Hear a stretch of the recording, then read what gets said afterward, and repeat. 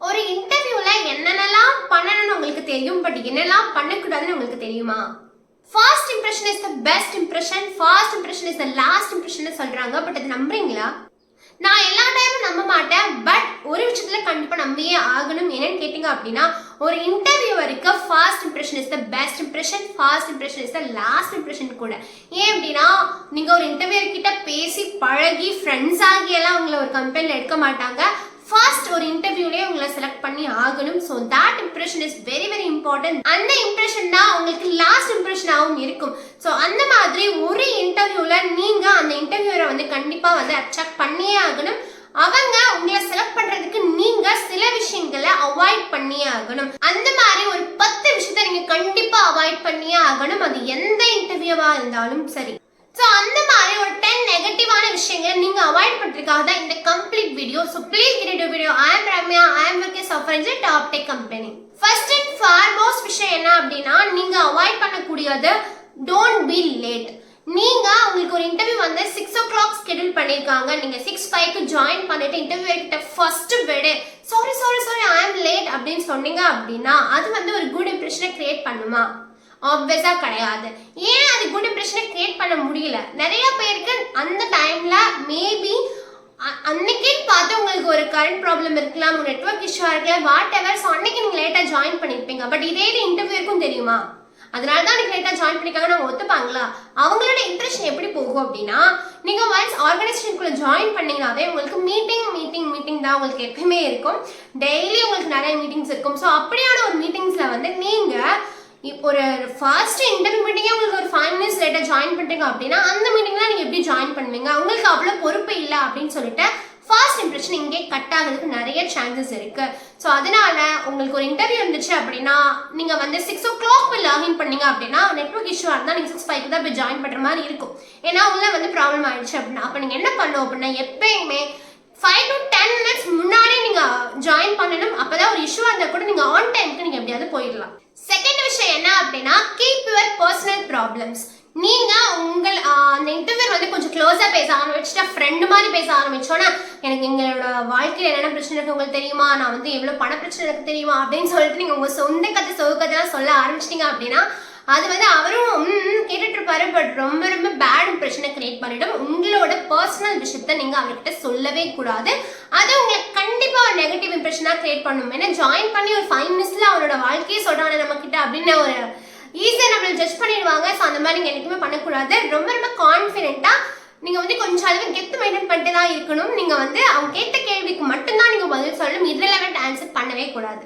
Third விஷயம் ரொம்ப ரொம்ப இம்பார்ட்டன்ட். இப்போலாம் நிறைய பேர் வந்து என்ன பண்றீங்க அப்படின்னா, லிங்க்டின்ல டக்குன்னு நிறைய ஜாப் அப்ளை பண்ணிட்டே இருக்கனால நீங்க என்ன இன்டர்வியூக்கு நம்மளை கூப்பிட்டுருக்காங்கன்னே உங்களுக்கு தெரியாது. எந்த ரோலுக்கு கூப்பிட்டுருக்காங்க, எந்த ரெஸ்பான்சிபிலிட்டிஸ் நமக்கு இருக்குன்னு எதுவுமே தெரியாம ஒரு க்ளூலெஸ்ஸா போய் ஒரு இன்டர்வியூ அட்டென்ட் பண்ணும் பொழுது பர்டிகுலர் ரோலுக்கு என்ன உங்களுக்கு ரெஸ்பான்சிபிலிட்டியே தெரியாம நீங்க போய் உட்காந்துருந்தீங்க அப்படின்னா அது மிகப்பெரிய பேட் இம்ப்ரெஷனை கிரியேட் பண்ணியே ஆகும்.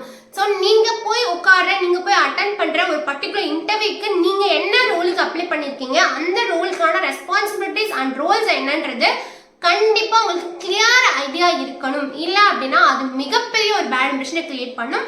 நீங்க போய் வந்து என்னென்ன பண்ண போறீங்கன்றது உங்களுக்கு ஆப்ஷன் தெரிஞ்சுக்கணும் இல்லையா? ஏன் அப்படின்னா அவங்க யாரோ ஒருத்தவங்கள செலக்ட் பண்ணுன்றது அவங்களோட மோட்டோ கிடையாது. அவங்களோட கம்ப்ளீட் கோல் என்ன அப்படின்னா பர்டிகுலர் ரோலுக்கு பர்டிகுலர் ஸ்கில்ஸ் உள்ளவங்கள எடுக்கணும். அந்த பர்டிகுலர் ரோல் பத்தி உங்களுக்கு ஐடியா இல்லை அப்படின்னா உங்களை எப்படி அந்த ரோல்ல எடுப்பாங்க? வாய்ப்பே இல்லை அப்படிதானே? ஸோ நீங்க என்ன இன்டர்வியூ அட்டென்ட் பண்ண போறீங்களோ அந்த இன்டர்வியூ பத்தி உங்களுக்கு கம்ப்ளீட் ஐடியா இருக்கணும். ஃபோர்த் பாயிண்ட் என்னன்னு பாத்தீங்க அப்படின்னா, டோன்ட் பி டெஸ்பரேட். நீங்க வந்து இந்த வேலை இல்லைன்னா என் வாழ்க்கையே இல்லைங்க, நீங்க கண்டிப்பா எனக்கு வேலை கொடுத்துங்க அந்த மாதிரி நீங்க வந்து அப்ரோச் அவங்கள்ட்ட பண்ணவே கூடாது. ஏன்னா நல்லா பாத்தீங்கன்னா இந்த ஹெல்ப் எனக்கு பண்றியா அப்படின்னு நம்ம வந்து ஒருத்தவங்க நம்ம கிட்ட கேட்டாங்க அப்படின்னா நம்ம பண்றதுக்கு யோசிப்போம். பட் அவங்க நம்மள்ட்ட கேட்டுட்டே இருக்குன்ற சமயத்துல அவங்க நமக்கு இரிட்டேட் தான் ஆவாங்க. நம்ம அவங்களுக்கு ஹெல்ப் பண்ணணும்னு தோணாது. பட் நீங்க வந்து ஃபர்ஸ்ட் ஹெல்ப்பா போய் யோசிச்சுட்டு கேட்க கூடாது. அது ஹெல்ப்புக்கான இடமும் கிடையாது. ஒரு இன்டர்வியூ, ஒரு ஜாப், ஒரு ஆப்போசிட் பர்சன் உங்ககிட்ட ஒரு இன்டர்வியூ பண்றாரு அப்படின்னா அது உங்களுக்கு ஹெல்ப் கிடையாது.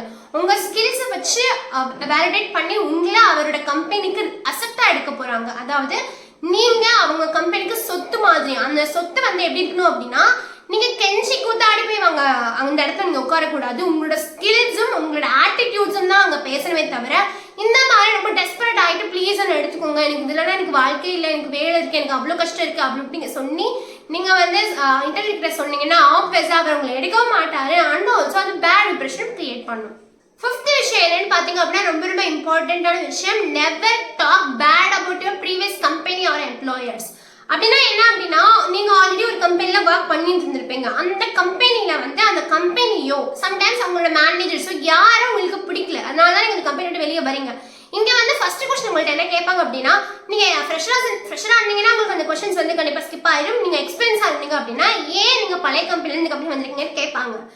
அப்போ போயிட்டு நீங்க வந்து இல்ல என்னோட பழைய கம்பெனி மேனேஜர் வந்து ரொம்ப டார்ச்சர் பண்ணிட்டாரு என்ன, அதனால அந்த கம்பெனிக்கு வந்துட்டேன், இல்ல அந்த கம்பெனியே எனக்கு பிடிக்கல, அங்க சேலரி ரொம்ப கம்மி ஆயிடுச்சு, இந்த மாதிரி நீங்க நெகட்டிவா ஒரு பழைய கம்பெனி பத்தி பேசுனீங்க அப்படின்னா ஆப்வியஸா அந்த இன்டர்வியூக்கு என்ன தாட் இருக்கும் அப்படின்னா நம்ம கம்பெனியை பத்தி வெளியே போய் இப்படிதான் சொல்லுவாங்க இவங்க அப்படின்னு சொல்லிட்டு உங்களுக்கு ஒரு டக்குனு ஜட்ஜ் பண்ணிடுவாங்க. அந்த மாதிரி நீங்க பண்ணவே கூடாது. எவ்வளவு மோசமான பேக்ரவுண்ட்ல நீங்க வந்திருந்தாலும் அந்த ஆர்கனைசேஷன் பத்தி நீங்க கம்ப்ளைண்டே பண்ணக்கூடாது. என்னோட கெரியர் சேஞ்சுக்காக நான் இந்த கம்பெனி வரேன், என்னோட இந்த மார்க்கெட்டுக்கு நான் வந்து ஒரு நல்ல சேலரி எக்ஸ்பெக்ட் பண்ணாலும் இந்த கம்பெனிக்கு வரேன்னு சொல்லிட்டு பாசிட்டிவா மட்டும் தான் நீங்க பேசவே தவிர நெகட்டிவா உங்களோட ப்ரீவியஸ் எம்ப்ளாயர் பத்தியோ ப்ரீவியஸ் ஆர்கனைசேஷன் பத்தியோ பேசவே கூடாது.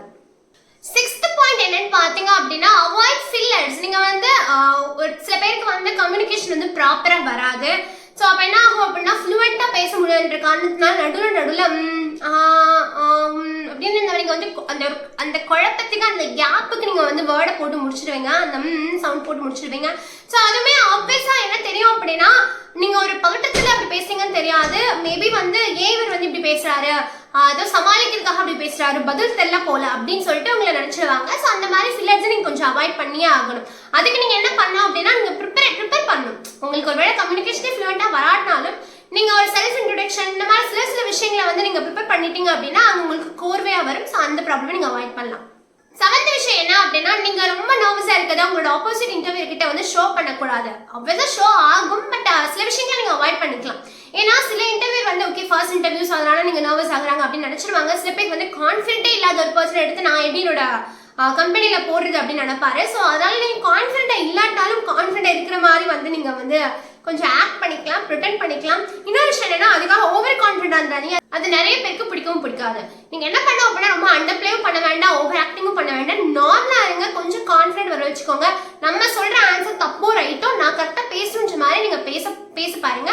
அண்ட் கொஞ்சம் ஹம்பிளாவும் பேசுங்க. 8th பாயிண்ட் என்னன்னு பாத்தீங்க அப்படின்னா நீங்க அந்த இன்டர்வியூ கிட்ட வந்து நீங்க என்ன சொன்னாலும் நான் செஞ்சிருவேன் வேலையில, நீங்க என்ன வேலை கொடுத்தா நான் செஞ்சிருவேன்னு சொல்லிட்டு இந்த மாதிரி ஃப்ரேசஸ்லாம் நீங்க அவங்க கிட்ட யூஸ் பண்ணக்கூடாது. ஏன் அப்படின்னா நீங்க எல்லா வேலையும் செய்யறதுக்காக நீங்க ஒரு கம்பெனிக்குள்ள போல, ஒரு பர்டிகுலர் ரோல்ல பர்டிகுலர் ரெஸ்பான்சிபிலிட்டிஸ் மட்டுமே நீங்க பண்றதுக்காக போறீங்க. அதனால நீங்க அவங்க சொல்ற எல்லா வேலையும் பண்ணுன்றது ஃபர்ஸ்ட் அவசியமும் கிடையாது. அந்த மாதிரி சொல்லிட்டு நீங்க வந்து ஒரு ஜாபுக்குள்ள போகணும் தேவை கிடையாது. அது ஆப்போசிட் பர்சனுக்கும் ஆப்வியஸா தெரியும். நான் ஏன்பா அவனை எல்லா வேலையும் பண்றதுக்கு ஒரு ஆள் எடுக்க போறேன், எனக்கு தான் நிறைய அதுக்கு ஆள் இருக்கேன், இந்த பர்டிகுலர் ரோலுக்கு பர்டிகுலர் ஆளை தான் எடுக்க போறேன், அப்போ உனக்கு கோலே இல்லையா அப்படின்னு சொல்லிட்டு ஒரு ஜட்மெண்ட்டுக்கும் போயிடும். ஸோ இந்த மாதிரியான விஷயங்கள் நீங்க கண்டிப்பா அவாய்ட் பண்ணணும். 9th பாயிண்ட் என்ன அப்படின்னா நீங்க உங்க டெக்னிக்கல் இன்டர்வியூ கிட்ட போய் என்னோட சேலரி எவ்வளவு இருக்கும், எனக்கு என்னென்ன பெனிஃபிட்ஸ் கொடுப்பீங்க, அண்ட் ஆல்சோ என்னோட இன்ஹான்ஸ் சேலரி எவ்வளவு கிடைக்கும்னு சொல்லிட்டு இந்த மாதிரி ஹெச்ஆர் கிட்ட கேட்க வேண்டிய क्वेश्चंस அவங்க டெக்னிக்கல் பர்சன் கிட்ட கேட்கவே கூடாது. என்னப்பா நான் வந்து டெக்னிக்கல் பத்தி எடுத்துட்டு இருக்கேன், நீங்க என்னமோ இரலவெண்டா கேட்கிறேன் அப்படின்னு நினைச்சிருவாங்க. உங்களுக்கு டெக்னிக்கல் ரவுண்ட் அப்படின்றது வந்து அதே மாதிரி இன்னும் என்ன நினைப்பாங்க அப்படின்னா நீங்க இன்னும் செலக்டா இல்லையானே தெரியல, அதுக்கு நீங்க அந்த क्वेश्चंसலாம் உங்களுக்கு வருது அப்படின்னு நினைச்சிருவாங்க. அப்ப நீங்க என்ன பண்ணணும் அப்படின்னா ஹெச்ஆர் ரவுண்டுக்கு போற முன்னாடி வரைக்குமே நீங்க வந்து இன்னும் செலக்ட் ஆகல அப்படின்றத அர்த்தம். ஸோ அப்போ நீங்க வந்து என்ன ரவுண்டு क्वेश्चन கேட்கறாங்களோ அந்த ரெண்டுக்கு மட்டும் தான் நீங்க ஆன்சர் பண்ணணும். இதில் வேண்டாம் ஆன்சர் பண்ணக்கூடாது, இதில் வேண்டாம் क्वेश्चंஸும் கேட்கக்கூடாது. 10th பாயிண்ட் என்ன அப்படின்னா நிறைய பேர் கேட்பீங்க இந்த மாதிரி ஒரு இன்டர்வியூ முடிச்சுட்டு வந்துட்டு நான் எப்படி நல்லா பண்ணனா, எங்கிட்ட என்ன மாத்திக்கணும், நீங்க சொன்னா நான் மாத்திட்டு நான் நல்லா இன்டர்வியூ பண்ணுவேன் அப்படின்னு நீங்க வந்து அந்த மாதிரிலாம் நீங்க கேட்கவே தேவையில்லை. ஏன்னா ஒவ்வொரு இன்டர்வியூ முடியும் போதும் நீங்க வந்து யாரை நீங்க கனெக்ட் பண்ணி இந்த மாதிரி நான் ஏன் ஃபெயில் ஆனேன்னு கேட்கலாம், நீங்க ஹெச்ஆர் கனெக்ட் பண்ணி கேட்கலாம். பட் டெக்னிக்கல் பர்சன் வந்து எல்லா நேரமும் வந்து இந்த மாதிரி கரெக்டான ஆன்சர் கொடுப்பாங்களான்றது தெரியாது. ஸோ நீங்க வந்து எப்படி பண்ணீங்கன்றதை தாண்டி என்ன இம்ப்ரூவ் பண்ணிக்கணும் அப்படின்னு கேட்டீங்க அப்படின்னா ஒவ்வொருத்தரும் ஒவ்வொரு அட்வைஸ் கொடுத்துட்டே இருப்பாங்க, அதுவுமே அவ்வளோ ப்ராப்பரா இருக்காது. ஸோ அந்த அட்வைஸ்மே நீங்க எடுத்துக்க தேவையில்லை. ஸோ அப்போ நீங்க வந்து ஒரு இன்டர்வியூ முடிச்சோடனே வந்து ஒரு கிரீட்டிங்கோட அந்த இன்டர்வியூ முடிச்சுட்டு ஏன் தப்பா இருக்கு என்ன தப்பா இருக்குன்னு சொல்லி ஹெச்ஆரை ஃபாலோ பண்ணி கேட்கலாம். அதே டெக்னிக்கல் பர்சன் கிட்ட கேட்கறதுன்றது வந்து ப்ராப்பரா இருக்காது. டெக்னிக்கல் பர்சன் கிட்ட அவங்க டெக்னிக்கல் மட்டும் பேசி முடிச்சுட்டு அந்த இன்டர்வியூ கட் பண்ணிட்டு வெளியே வந்துடணும். ஸோ நான் சொன்ன இந்த காரணங்கள் எல்லாத்தையும் நீங்கள் அவாய்ட் பண்ணீங்க அப்படின்னா நீங்கள் நார்மலாக நீங்கள் இன்டர்வியூ அட்டென்ட் பண்ணுறதுல ஒரு 20% எக்ஸ்ட்ரா உங்களுக்கு வேலை கிடைக்க நிறைய சான்சஸ் இருக்குது. ஏன்னா இந்த மாதிரி குட்டி குட்டி விஷயங்கள்லாம் நமக்கு தெரியாது. குட்டி குட்டி விஷயங்கள்லாம் நம்ம வந்து ஈஸியாக பண்ணிவிடுவோம். அது ஆப்போசிட் பர்சனுக்கு நிறையா வந்து அட்ராக்ட் கிடைக்காம இருக்க சான்ஸ் இருக்குது. ஸோ அதனால் நமக்கு நிறைய ஜாப்ஸ் கிடைக்காம இருக்குது. இந்த 10 விஷயத்தை அவாய்ட் பண்ணிட்டு எனக்கு வேலை கிடைச்சிருமான்னு கேட்டால் வேலை அப்படி இந்த 10 விஷயத்தை அவாய்ட் பண்ண உடனே உங்களுக்கு வேலை கிடைக்காது. பட் இந்த 10 விஷயத்தை அவாய்ட் பண்ணீங்க அப்படின்னா உங்களுக்கு நிறைய ஜாப் ஆப்பர்ச்சுனிட்டிஸ் கிடைக்க நிறைய சான்சஸ் இருக்குது. ஹை சான்சஸ்க்காக தான் நம்ம இந்த 10 விஷயத்தை நம்ம அவாய்ட் பண்ண போகிறோம். ஸோ இந்த வீடியோ உங்களுக்கு ரொம்ப ரொம்ப யூஸ்ஃபுல்லாக இருக்கும்னு நினைக்கிறேன். ஸோ இந்த வீடியோ ரொம்ப யூஸ்ஃபுல்லாக இருந்துச்சுன்னா ப்ளீஸ் சப்ஸ்கிரைப் பண்ணுங்கள். யாருக்கெல்லாம் தேவையோ அவங்க எல்லாத்துக்கும் நீங்கள் ஷேர் பண்ணுங்கள். Until then bye by.